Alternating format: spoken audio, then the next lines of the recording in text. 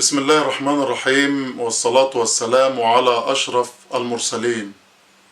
النهاردة معنا شخصية لها قيمة وقامة، شخصية جميلة، شخصية تتكلم بلسان عربي فصيح.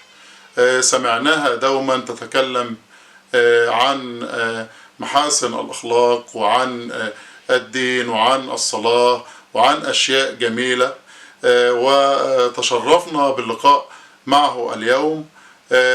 معنا الأستاذ محمد السعيد عطلة، تشرفنا به هذا اليوم.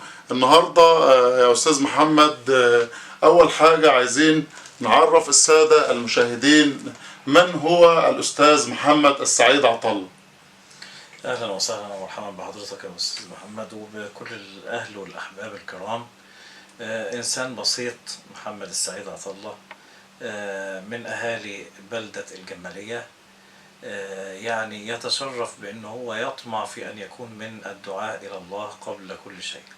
يعني يا أستاذ محمد، حضرتك دايما بتظهر على شاشات التلفاز، بتتكلم عن الدين الإسلامي والوسطية في الدين الإسلامي، وبتوصل المعلومة وبتوصل النصح للسادة المشاهدين.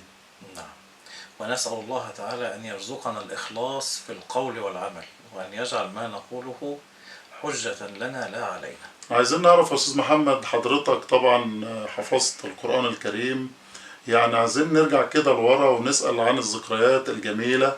أول من تعلمت على يده القرآن الكريم؟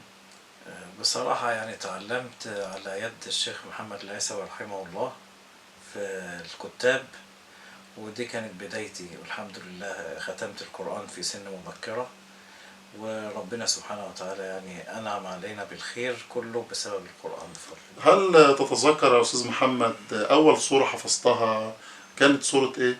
طبيعي سورة الفاتحة بتكون أول سورة، ثم سورة الناس، وهكذا. يعني جزء عامة، بدأت بجزء عامة بالصور القصيرة. نعم. طيب يا أستاذ محمد، عايزين نعرف حضرتك يعني المكان اللي حضرتك عايش فيه، المكان اللي نشأت فيه في مدينة الجمالية.